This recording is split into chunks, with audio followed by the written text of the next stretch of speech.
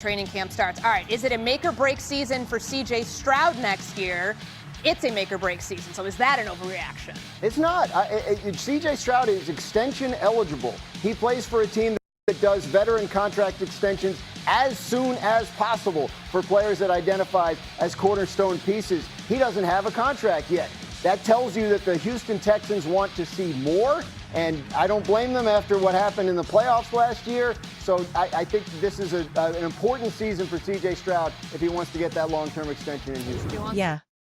I mean, I wholeheartedly agree with that sentiment. Honestly, what's not to agree with when you look at the big picture? The Houston Texans possess the foundational pieces to become an absolute powerhouse in this league. I'm talking about a truly dominant, fearsome force that opposing teams dread facing. And the key variable that unlocks all of that potential is consistent performance from the quarterback position. If you can secure steady, reliable play from your signal caller, you are going to find yourself perpetually in the mix for a Super Bowl run. If you elevate that to consistently great quarterback play, you're not just in the hunt, you become the front runner, the team everyone expects to hoist the Lombardi Trophy. And if you can achieve consistently awesome, elite-level quarterback play, then the conversation shifts to something even grander. You can build a dynasty. All of that is within reach for the Houston Texans. It's all there for the taking. But before we delve any deeper into this analysis, I need to extend a crucial request to the Houston Texans faithful out there. Please, please, please do not forget to subscribe to the channel and make sure you watch the full-length video. That is, without any shadow of a doubt, the single most effective way to support the continued growth and success of this channel. It enables us to keep having the most objective, well-grounded, and sincere conversations about the Houston Texans. Your subscription genuinely makes a massive difference, and I would really appreciate your support in that regard. But getting back to the main topic, I've been a staunch defender of CJ Stroud at every single turn throughout his career. And I've consistently articulated the reasons why I believe his performance hasn't always looked its absolute best over the last couple of seasons. I've never been one to hold his feet to the fire or place the blame squarely on his shoulders. I simply haven't done that. Instead, I've pointed the finger at a combination of factors: questionable coaching decisions, a decimated offensive line that couldn't protect him, inconsistent run support that made the offense one-dimensional, and a revolving door of injuries to his receiving core. I've given CJ complete free range and the full benefit of the doubt when evaluating his body of work. However, I feel like there's a frequent misunderstanding when I respond to these types of questions. It's not always about what I personally believe should happen, or what I think the ultimate truth or the ideal scenario is. A lot of the time, my analysis is centered on how I perceive things are actually being handled by the organization, or how the situation is being addressed from a front office perspective, or what the prevailing perception is around the league. So, when it comes to a topic like this, yes, I do feel that this is the lens through which the Texans are currently viewing their quarterback situation.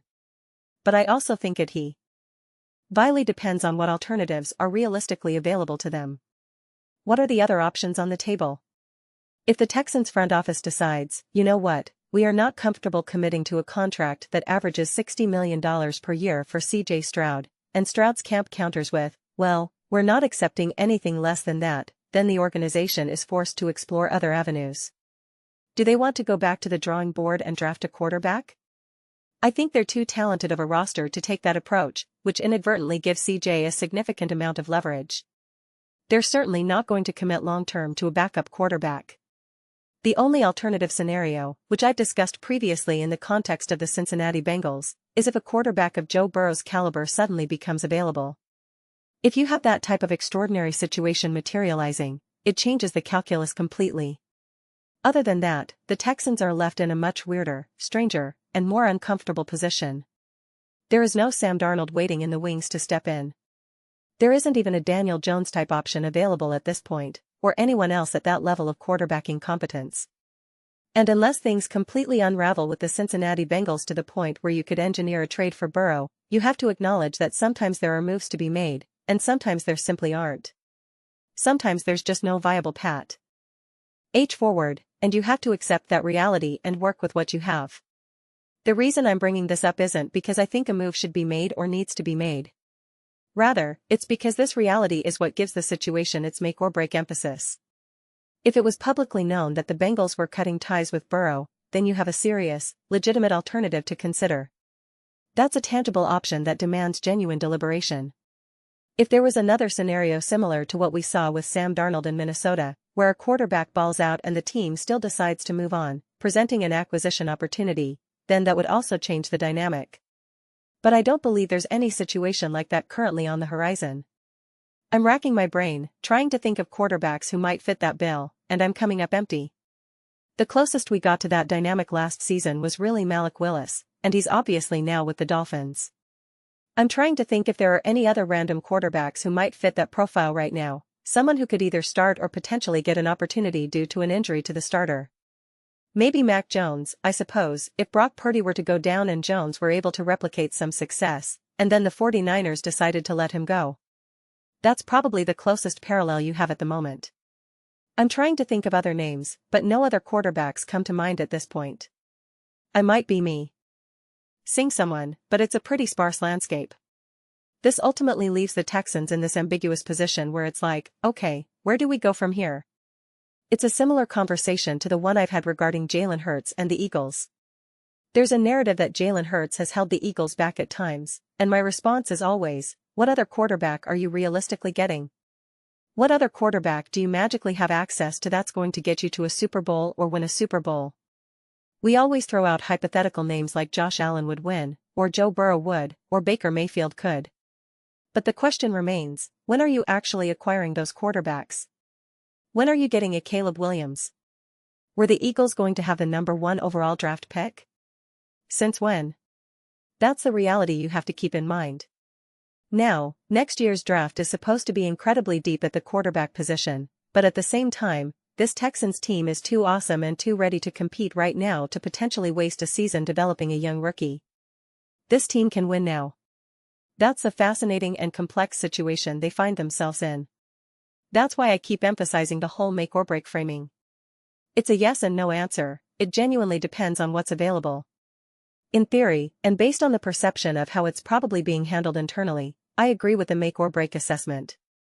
I think if CJ Stroud has a similar season what he experienced last year, regardless of the extenuating circumstances with the offensive line, receivers, or coaching, and then he also comes up short in the playoffs and doesn't perform particularly well, there's going to be immense momentum to not move forward with him as the franchise cornerstone. There will be so much momentum to explore other options. At the same time, CJ Stroud is also going to be thinking, guys, listen. Of course, I could be better, but we're not exactly building a team on the level of, say, the Philadelphia Eagles or the Los Angeles Rams. He's going to ask, what do you want from me? This has been rough. I have no offensive line. My coaching has been inconsistent at times. I'm learning a new coordinator's system. I'll have some continuity now, but my receivers got decimated by injuries. He'll point out, what do you want me to do? Go look at Patrick Mahomes when his offensive line is a mess and he has no receivers. What do you want me to do in that situation? And that's also a fair point that deserves consideration. And that's why this upcoming season is so critical. What's the actual story of this season? What are the true circumstances surrounding this team? Is the offensive line good enough to provide adequate protection? Is the coaching staff good enough to put him in positions to succeed? Are the receivers healthy, fully recovered, and ready to go? Does he have reliable weapons to throw the ball to who can consistently catch it? Can you get the run game going in a way that's actually consistent and can be effectively utilized to complement the passing game? If he doesn't have those things in place, then you're still forced to evaluate a quarterback in an imperfect situation, which is incredibly difficult to do accurately. I've said this a million times, I want to evaluate a quarterback in the best possible circumstances. I only care so much about what you can do in less than ideal situations, because you're not going to win a Super Bowl in less than ideal circumstances. I'm not trying to figure out if you're my long-term franchise quarterback based on a legacy conversation about how great you are and how much you can carry a team. That's not my primary concern. I'm trying to build a dominant team. I'm trying to build an elite, championship-caliber roster. I'm trying to get you the best offensive line in the game, the best tight end in the game, the best wide receiver in the game, the best run game in the game, the best coaching staff in the game, and the best defense in the game. That's what I'm trying to build. So, I don't care what you look like when our offensive line is decimated or all of our receivers just got injured at the same time. I don't care about that evaluation, because ultimately, could you give us a fun, competitive season? Could you make us competitive enough to find ourselves in the wild card round? Yeah, absolutely. And that's great, and I will respect you immensely for it. But I want to win a Super Bowl, so I don't need to try to evaluate you based on that adversity right now. That doesn't matter to me. I need to evaluate you based on how you perform when things are going great, because that's ultimately all that matters when you're trying to win a championship. Seriously, that's really all that matters. I'm looking at it through the team perspective, not the individual perspective. Case in point, the way I just brought up Sam Darnold. He didn't win a Super Bowl in Carolina. He didn't win a Super Bowl in New York. Everyone's always quick to say, oh, if Jalen Hurts didn't have the Eagles' supporting cast, he wouldn't win anything. And my response is, that doesn't matter. He's on the Eagles. He won a Super Bowl. That's all the Eagles need. You need your quarterback to be good enough to win a Super Bowl when you have a good enough team around him. That's it. That's all any team actually needs. Is your quarterback good enough when we have a good enough team for you to play good enough to win a Super Bowl? That's all that ever matters. You know who we think is good enough to win a Super Bowl no matter what the circumstances are? Josh Allen, Lamar Jackson, Joe Burrow. How many Super Bowls do they collectively have? None. That is always my take in this conversation. So, it's like, yeah, I want to feel that this circumstance here is being properly evaluated. And to the Texans' credit, they have taken chances. They have tried to make aggressive moves. Yes. I love the moves that they made in what was that, 2024? When they acquired Stephon Diggs and others. I loved those moves. They just didn't work out as planned. The offensive line was not good enough. Injuries happened across the roster. And it was just, what are you going to do when that cascade of misfortune occurs? Then in 2025, the season was a promise of inconsistency mixed with greatness. It was everything, honestly.